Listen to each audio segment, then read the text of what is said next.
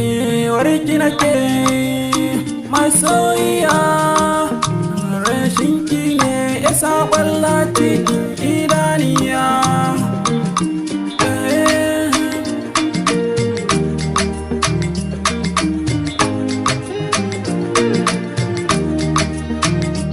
Mamaya tamka ya maliya, rijiyar jiki da ruhi duk sanki ya yi lallaba. Shekara dubu in za su dai shuɗe, inda ina numfashi ba na manta ki ba. Ko mutum ɗari in za su tare na duka na dan na cire sanki. Na nisa ki rai na lubuya ba zan cire ki ba. Idan na same ki ko zan rasa komai, zan yi fahari cikin samata ni ke ce na gani.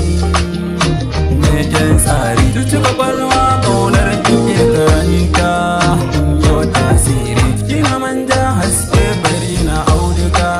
Kaya tasiri ko kaya amalanke, tafiya na ja in zaki yau farin ciki duk wahala ba za na ji ta. Buri na zuciya gona ki zam amarya, ni a duniyar nan haka na sami duka gata. Taimaka ki dawo gona kan na murmusa, inda kika bar ruhi na waje jigata.